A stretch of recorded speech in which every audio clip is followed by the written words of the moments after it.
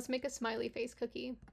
Grab your yellow royal icing and you're going to start by outlining the cookie. So you'll see me, I go all the way to the edge. I've been doing this for years. If you cannot take it all the way to the edge, that's also totally fine. You'll also see me, I completely fumbled it right there. My icing line broke and everything fell apart.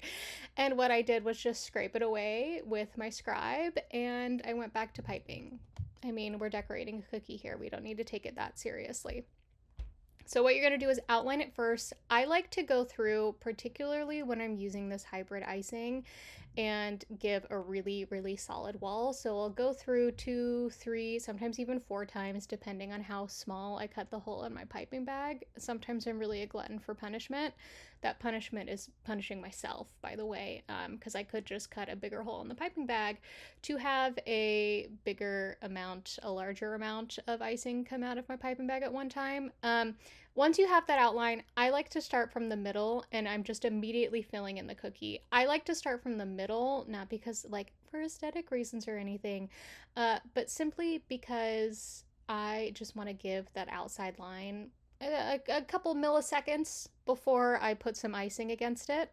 And then I grab my scribe and I like to do these kind of like circles where I'm pushing the icing to that edge and then pushing it back into the center. And I do some circles, you can see some I'm just literally just pushing the icing around.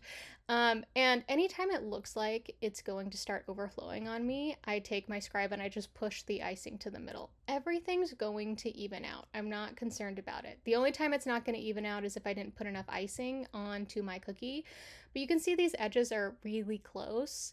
That's the downside of piping so close to the edge, is you're much more likely to have your cookie run over. So I'll just push the icing to the center and then I will shake my cookie a little bit. I like stabbing it, shaking it, and then anywhere where I see a little bit of it not sitting nicely, I'll just move the icing there a little bit. Then you're gonna let your cookie dry, crust over. It's not going to look shiny anymore. You can see this is matte, and that's when I can come in with my black icing and I'm doing a half circle because these smiley faces have those really, really big smiles and I wanted it to be a little thicker. So as soon as I finished one end, I just came right around and did the other side. And then one trick, if you're a little hesitant on the eyes, is to do 2 dots where you want the eyes to be and then filling them in bigger. And what I'm doing for the eyes is just called pressure piping. I'm just pressing the icing out of the piping bag until I have the amount that I want on the cookie. That's pretty much it.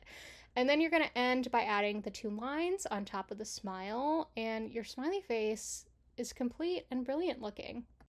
Check out all 5 cookies from the 90s Doodles collection and give them a try. If you do, please tag me literally anywhere online or email me.